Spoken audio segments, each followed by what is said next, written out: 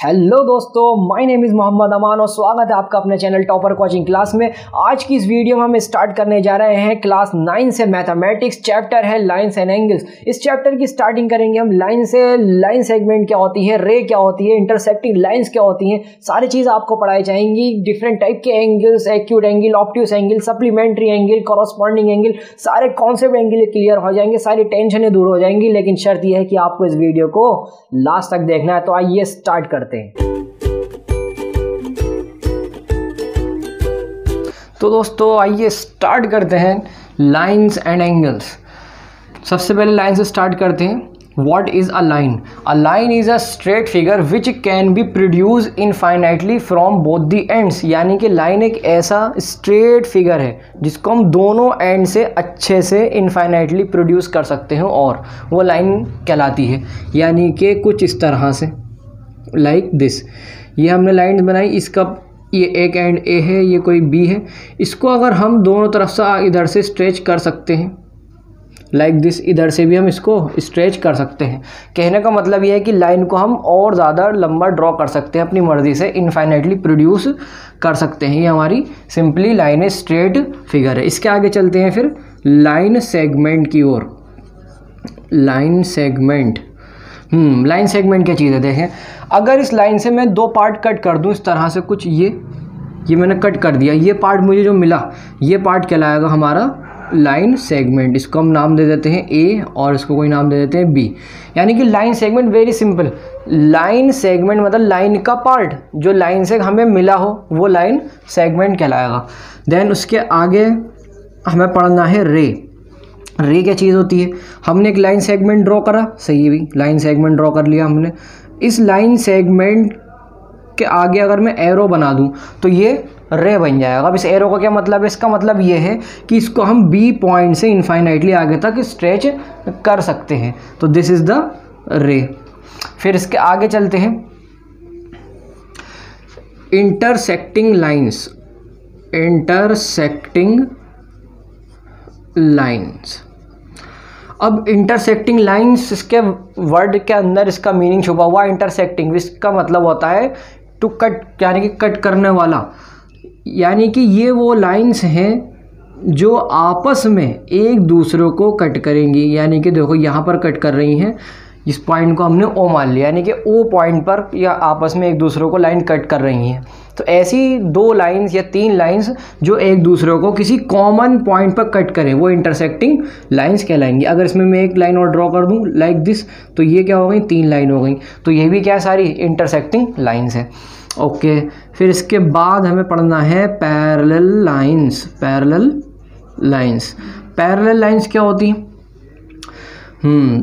आइए, एक लाइन मैंने मान लो ये ड्रॉ करी, इसको मैंने बोल दिया कोई लाइन एम है, और एक लाइन मैंने ये ड्रॉ करी, इसको मैंने बोल दिया लाइन एन है। अब ये दोनों लाइन आपस में पैरेलल हैं, आमने सामने इस तरह से लाइन बनी हो तो पैरेलल लाइंस कहलाती हैं। लेकिन शर्त एक है, शर्त ये है कि इनके बीच का जो गैप है, जो डिस्टेंस है, वो क्या होना चाहिए? सेम होना चाहिए। देखो सब जगह क्या है? सेम है। अगर ऐसा है तो वो दो लाइंस क्या है दोस्तों? पैरेलल लाइंस कहलाएंगी। क्या सर ये भी पैरेलल लाइंस हो सकती हैं? तो आंसर है नो, ये पैरेलल लाइंस नहीं है। अब क्यों नहीं है आप बहुत अच्छे से समझ गए हैं, क्योंकि इनके बीच का जो गैप है वो through out the length same नहीं है। देखो यहाँ से गैप रिड्यूस होता चला जा रहा है, कम होता चला जा रहा है, इस वजह से ये पैरेलल लाइंस नहीं कहलाएंगे। तो आपके बहुत अच्छे समझ में आ गया होगा कि लाइंस क्या चीज़ होती है। लाइंस वो चीज़ है जिसको हम इनफाइनाइटली प्रोड्यूस कर सकते हो, ठीक, single straight line. Line segment क्या होता है हमारा? लाइन से ही हमने कुछ पार्ट ले लिया, वो लाइन सेगमेंट है। और रे क्या होता है? लाइन सेगमेंट में अगर हम एक साइड एरो बना दें और उसको इनफाइनाइटली प्रोड्यूस कर सकते हो तो सिंपली रे है। इंटरसेक्टिंग लाइंस, ऐसी लाइन जो आपस में किसी एक कॉमन पॉइंट पे कट कर रही हो, वेरी सिंपल इंटरसेक्टिंग लाइंस। और पैरेलल लाइंस मैंने आपको अच्छे समझाई दी है क्या चीज़ है। तो आइए इसके आगे देखते हैं क्या हमें पढ़ना है। लेट अस सी। मैं इसको रब कर दूं ज़रा। डस्टर कहाँ है हमारा? डस्टर ये रहा, ठीक है। तो आगे का देखते हैं और क्या है इसके अंदर।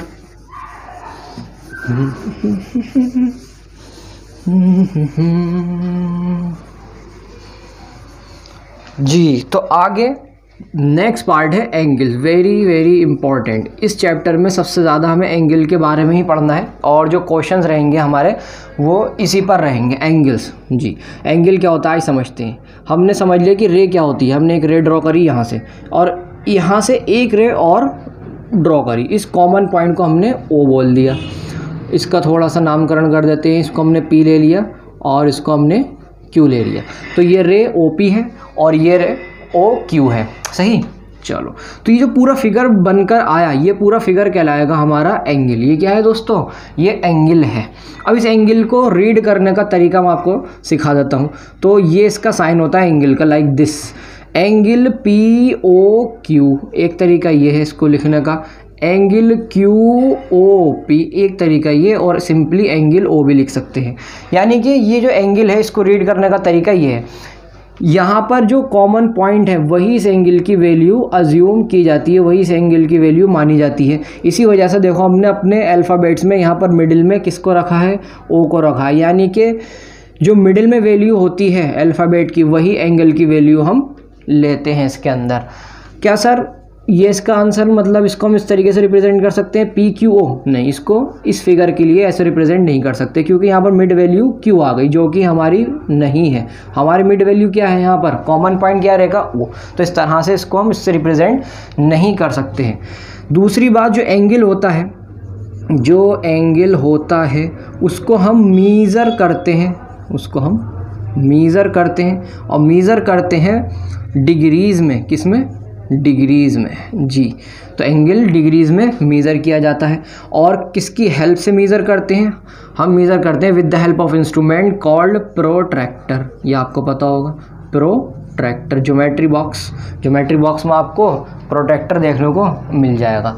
तो ये बात एंगल के बारे में हम अच्छे से याद रखनी है, सही। आगे बढ़े, फिर इसके बाद आता है types of angles. Types of angles कौन कौन से हैं? ठीक, सबसे पहला एंगल आता है एक्यूट एंगल। एक्यूट एंगल का फिगर बनाते हैं ज़रा।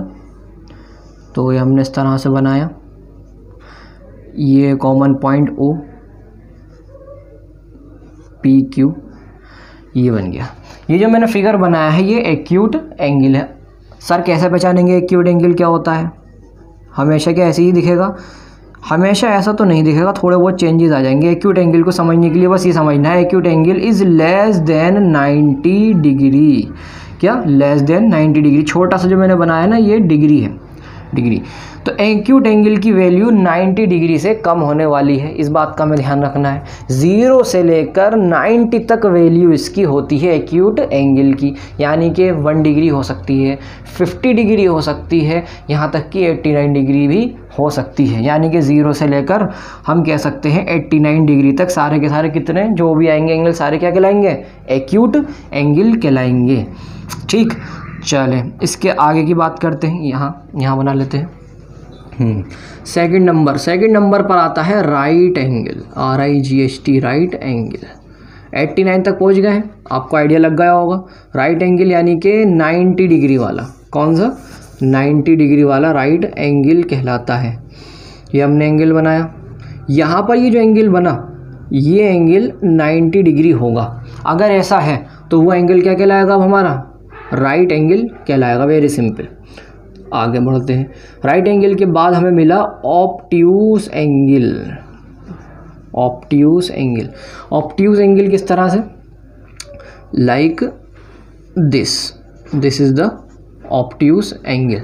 अब ऑब्ट्यूज एंगल की पहचान यही है, OA मतलब ऑब्ट्यूज एंगल। ऑब्ट्यूज एंगल की जो वैल्यू होती है वो 90 से ज़्यादा होती है और 180 से कम होती है। इसको लिखने का तरीका है, ऑब्ट्यूज एंगल को 90 से इसकी वैल्यू क्या ज़्यादा होती है और 180 से कम होती है। देखो यहाँ पर ध्यान से, अगर मैं 90 बनाऊँ तो कुछ ऐसा बनाऊँगा यहाँ पर इस तरह से 90। देखो इतना पार्ट क्या मिला है? 90।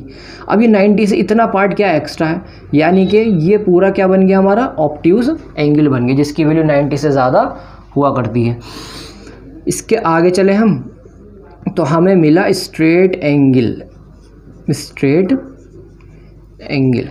अब स्ट्रेट एंगल जो ड्रॉ होता है वो स्ट्रेट लाइन पर ही ड्रॉ होता है। हमने एक स्ट्रेट लाइन ड्रॉ करी और इसके अबाउट ये जो पूरा एंगल हमें मिला ये कहलाता है स्ट्रेट एंगल, जिसकी वैल्यू क्या होती है एग्जैक्टली 180 डिग्री होती है। बस सिंपल है, कोई टेंशन नहीं।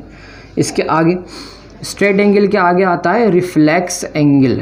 रिफ्लेक्स एंगल, रिफ्लेक्स एंगल देखते हैं। आपको आइडिया लग गया होगा कि रिफ्लेक्स एंगल कहाँ से कहाँ लाई करेगा, इसकी वैल्यू कहाँ से कहाँ तक हो सकती है।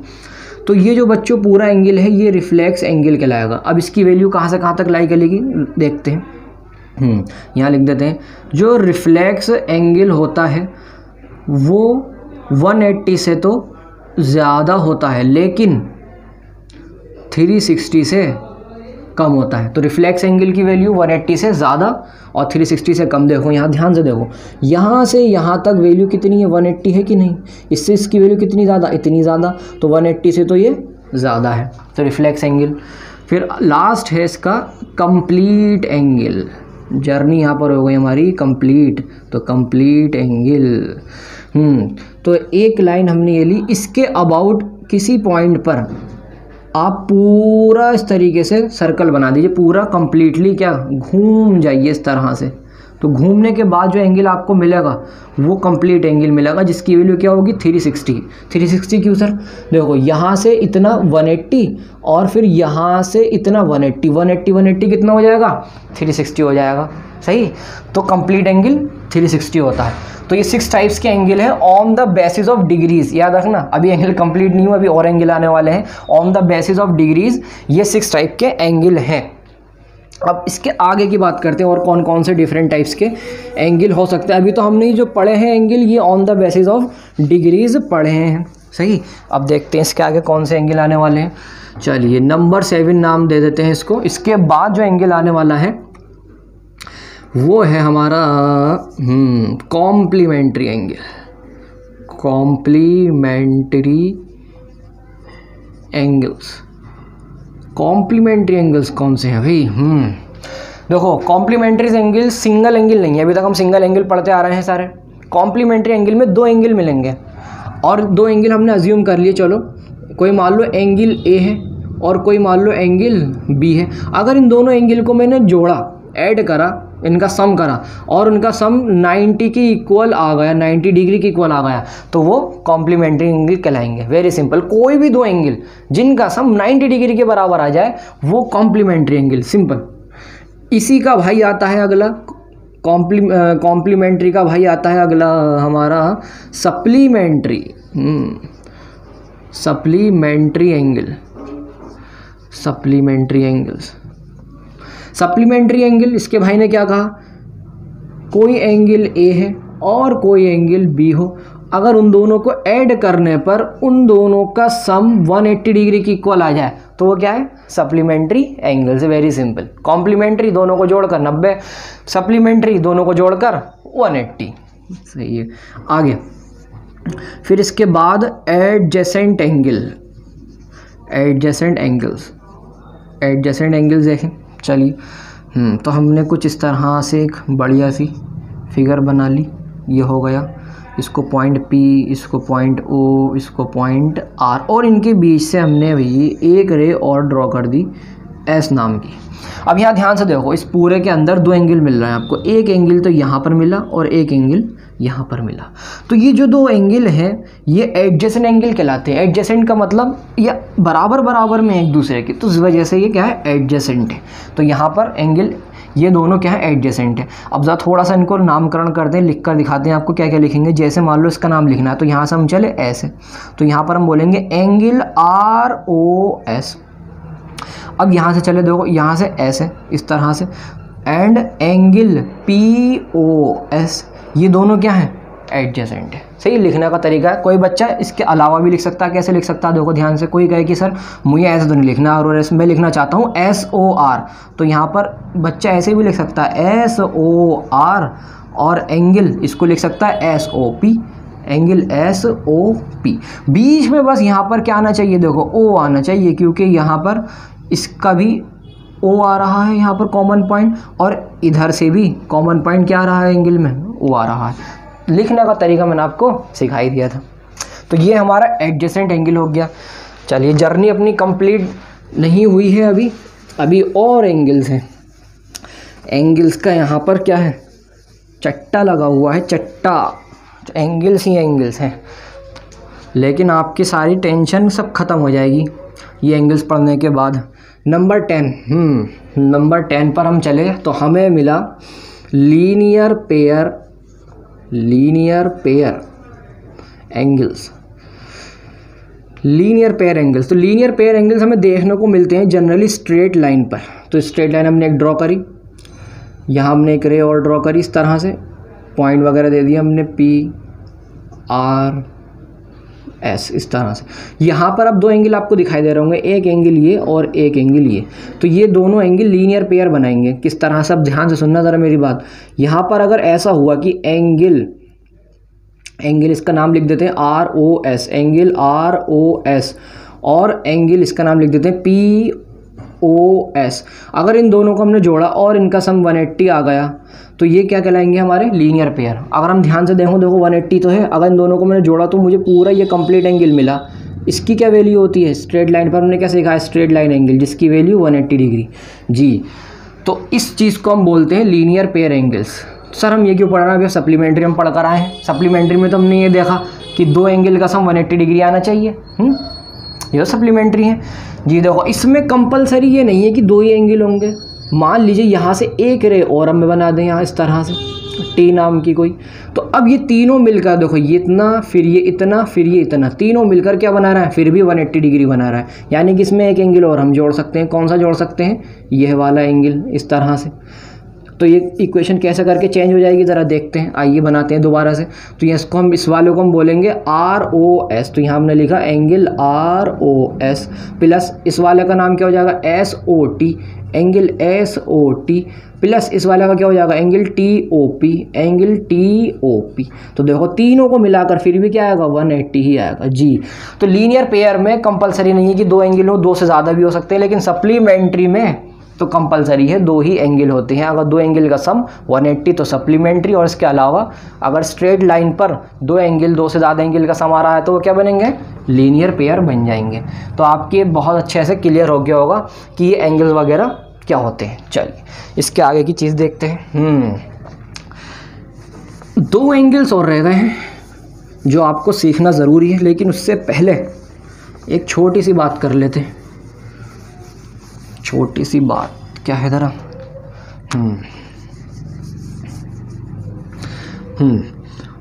सपोज कीजिए एक लाइन ये आई और एक लाइन इस तरह से आई। ये दो लाइन है, इस लाइन का नाम हमने M दे दिया, इस लाइन का नाम हमने N दे दिया। अगर इस लाइन को कोई तीसरी लाइन इस तरह से कट कर रही है, इसका नाम दे देते हैं L। तो एक तो इसके लाइन का नाम याद रखना, इसका नाम होता है ट्रांसवर्सल जी। अगर कोई भी दो लाइन से और कोई तीसरी लाइन कट करे तो उस तीसरी लाइन को स्पेशली एक नाम दे दिया गया है ट्रांसवर्सल, जिसे हम कहते हैं। अब यहाँ ज़रा कुछ एंगल्स ड्रॉ करते हैं। देखो एक एंगल हमें ये मिला, इसको हमने एंगल 1 बोल दिया। ये एक एंगल 2, ये एंगल 3, ये 4, इसी तरह से नीचे ये 5, ये 6, ये 7 और ये 8, इस तरह से। अब यहाँ पर हम इसके अंदर देखेंगे ऑल्टरनेट एंगल्स। एक ये देखना है हमें, ये क्या चीज़ होती है। और इसी तरह से एक देखना है हमें कॉरेस्पॉन्डिंग एंगल्स। ये दो एंगल इसमें हमें तलाशने हैं। चलो समझते हैं ज़रा। ऑल्टरनेट एंगल्स पहले बात करते हैं। ऑल्टरनेट एंगल्स, अब तुम यहाँ ध्यान से देखो एंगल 5 को और एंगल 3 को, ये कॉम्बिनेशन नज़र आ रहा होगा तुमको। यहाँ पर ध्यान से इस चीज़ को ज़रा नज़र करो, ये एंगल 3 और ये एंगल 5। अगर कुछ ऐसा कॉम्बिनेशन है तो ये जो दो एंगल नज़र आ रहे हैं ये कहलाएंगे यहाँ पर ऑल्टरनेट एंगल। यहाँ एंगल 3 और एंगल 5 ये क्या है, ऑल्टरनेट एंगल है। इसी तरह से यहाँ पर भी आप देख सकते हो और भी एंगल बन रहे हैं यहाँ पर, जैसे एंगल 2 और एंगल 8, ये भी क्या है, ऑल्टरनेट है। और कौन से एंगल 2 और एंगल 8, ये क्या है, ऑल्टरनेट एंगल है। तो ये वाले कैसे बने, ध्यान से देखो ज़रा, ध्यान से। ये लाइन ऐसा ही, फिर ये लाइन ऐसे, फिर ये ऐसे। यहाँ पर ये एंगल 2 और ये एंगल 8। तो ऑल्टरनेट हमेशा ऐसे ही बना करते हैं। ये ऑल्टरनेट एंगल्स हो गए। अब बात कर लेते हैं कॉरस्पॉन्डिंग एंगल्स की। कॉरस्पॉन्डिंग एंगल, अब इस एंगल को ध्यान से देखो, एंगल 1 और एंगल 5। तो यहाँ पर एंगल 1 और एंगल 5 कॉरस्पॉन्डिंग एंगल्स है, एंगल 1 और एंगल 5 कॉरस्पॉन्डिंग एंगल्स। इसी तरह से इसको देखो ध्यान से, एंगल 4 को और एंगल 8 को, और साथ में एंगल 4 और एंगल 8 भी क्या है, कॉरस्पॉन्डिंग एंगल्स हैं इस तरह। इसके अलावा और भी इसमें बनाए जा सकते हैं, लेकिन फ़िलहाल के तौर पर देख लो इस तरह से। इसकी फिगर अगर बना लें, यहाँ पर हम मान लो एक लाइन ये आई, इस लाइन पे एक लाइन ये ड्रॉ करी हमने, एक लाइन ये ड्रॉ करी, यहाँ पर ये जो एंगल है और ये जो एंगल है, ये दोनों आपस में क्या कहलाएंगे, कॉरस्पॉन्डिंग एंगल्स कहलाएंगे। तो ये क्लियर हो गया बहुत अच्छे से कि ऑल्टरनेट एंगल और कॉरस्पॉन्डिंग एंगल्स कैसे हमें देखने हैं, किस तरह से दिखाई देंगे। अब एक इम्पॉर्टेंट कंडीशन, ये बहुत इंपॉर्टेंट है, ये कंडीशन क्वेश्चन में हमें दिखेगी और इसका यूज़ करना रहेगा। इम्पॉर्टेंट कंडीशन, क्या कंडीशन है, अभी हमने जो डायग्राम बनाया था इसमें ये लाइन और ये लाइन देखो आपस में भी पैरेलल नहीं है, ठीक है, इनकी बीच का डिस्टेंस सेम नहीं है। मान लो अगर ये दो लाइंस आपस में पैरेलल होती लाइक दिस, ये दो लाइन आपस में हमने क्या कर दी, पैरेलल कर दी इस तरह से, ठीक। इसको लिखने का तरीका ये होता है, एम जो लाइन है वो पैरेलल है, पैरेलल का साइन है एन के, अगर ऐसा है और इसको कोई वही तीसरी लाइन जिसको हम क्या बोल रहे हैं, ट्रांसवर्सल भी बोलते हैं, कट कर रही है, तो इसमें क्या क्या होगा देखते हैं। वही दोबारा से बना लेते हैं, 1 2 3 4 5 6 7 और 8 इस तरह से। तो इसमें हमने जो वैल्यूज़ बनाई हैं यहाँ पर एंगल 3 की और एंगल 5 जिसको हम अल्टरनेट बोल रहे हैं, एंगल 2 और एंगल 8 ये अल्टरनेट। तो यहाँ पर अगर ऐसी कंडीशन है, दो लाइन आपस में पैरेलल है, उनको तीसरा ट्रांसवर्सल कट कर रहा है, तो इसमें जो अल्टरनेट एंगल होंगे कौन कौन से, देखो अल्टरनेट एंगल जैसे 5 और 3, तो यहाँ पर एंगल 3 और एंगल 5 आपस में इक्वल हो जाएंगे, ये शर्त है अगर लाइन्स पैरेलल हैं, ये हमें याद रखना है, सही। इसी तरह से जो कॉरस्पॉन्डिंग एंगल हमने यहाँ पर लिखे कौन कौन से, जैसे 1 और 5 लिखा, यहाँ पर एंगल 1 और एंगल 5 आपस में इक्वल हो जाएंगे। ये बात हमें बहुत अच्छे से याद रखनी है ऑल्टरनेट और कॉरस्पॉन्डिंग एंगल्स के लिए। अगर दो लाइन आपस में पैरेलल हैं और उसको कोई तीसरी लाइन कट कर रही है, तो उसके अंदर जो ऑल्टरनेट एंगल्स और कॉरस्पॉन्डिंग एंगल्स बनेंगे वो आपस में इक्वल हो जाएंगे, याद रखेंगे। अगर वो दो लाइन पैरेलल नहीं है तो इक्वल नहीं होंगे, ठीक, बढ़िया, सही है। अच्छा, एक एंगल बीच में रह गया जो मुझे याद आ रहा है, कहाँ बताएं, चलो यहाँ बता देते हैं। एक एंगल रह गया है बीच में, एक एंगल था हमारा vertically opposite angle, vertically opposite angle इसमें देखा जा सकता है, देखो ध्यान से। वर्टिकली अपोजिट एंगल वैसे तो जब दो लाइन आपस में एक दूसरे को इंटरसेक्ट करती हैं, जब दो लाइन आपस में किसी एक कॉमन पॉइंट पर इंटरसेक्ट करती हैं, तो वहाँ जो एंगल बनते हैं वर्टिकली अपोजिट कहलाते हैं। जैसे ये एंगल और ये एंगल आपस में वर्टिकली अपोजिट है। सिमिलरली ये वाला एंगल और ये वाला एंगल, ये दोनों आपस में क्या है, वर्टिकली अपोजिट एंगल्स हैं। तो यहाँ भी देखो ध्यान से, जैसे ये लाइन और ये लाइन यहाँ पर कट कर रही है, तो यहाँ पर एंगल 1 और एंगल 3 इस फिगर के हिसाब से एंगल 1 और एंगल 3 क्या है, वर्टिकली अपोजिट एंगल है। तो यहाँ पर एंगल 1 और एंगल 3 ये कैसे हैं, वर्टिकली अपोजिट एंगल है। सिमिलरली यहाँ पर नीचे भी देख सकते हो एंगल 5 और एंगल 7 वर्टिकली अपोजिट एंगल है। क्या सर इसके अलावा और कुछ नहीं है इसमें वर्टिकली अपोजिट? और भी है, देखो 6 और 8 है और यहाँ से 2 और 4 है, सही। अब जो इस इंपॉर्टेंट कंडीशन मैंने यहाँ लिखी है वही सेम चीज़ इन दोनों के लिए फॉलो हुई थी, वही सेम चीज़ इसके लिए फॉलो हो सकती है। तो यहाँ पर हमें याद रखना है जो वर्टिकली अपोजिट एंगल्स होते हैं वो आपस में इक्वल होते हैं, यानी कि यहाँ पर एंगल 1 और एंगल 3 आपस में इक्वल, एंगल 5 और एंगल 7 आपस में इक्वल, यहाँ एंगल 1 और एंगल 3 आपस में इक्वल और एंगल 5 और एंगल 7 आपस में इक्वल है। अब ये इंपॉर्टेंट कंडीशन इसके लिए गिवन हो या ना हो, इट डजेंट मैटर, इस बात का ध्यान रखना। इंपॉर्टेंट जो कंडीशन में लिखी है, दो आपस में लाइन पैरेलल होनी चाहिए, सिर्फ ऑल्टरनेट और कॉरस्पॉन्डिंग के लिए है, लेकिन वर्टिकली अपोजिट एंगल के लिए नहीं है, सही। यहाँ पर भी अगर मैं बनाऊँ जैसे एंगल 1 इसको कह दूँ, इसको एंगल 2 कह दूँ, तो ये भी आपस में क्या होंगे, एंगल 1 और एंगल 2 आपस में इक्वल होंगे। अगर इसको 3 बोल दूँ, इसको 4 बोल दूँ, तो ये एंगल 3 और एंगल 4 आपस में इक्वल होंगे मेरे दोस्तों। तो ये हमें याद रखना है। तो आपके बहुत अच्छे से क्लियर हो गया होगा कि लाइंस क्या होती है और भैया एंगल्स क्या होते हैं। और हम अब क्या कहते हैं, अगली वीडियो में बहुत अच्छे से समझ लेंगे, क्वेश्चन कर लेंगे, सही है। तो see you in the next video.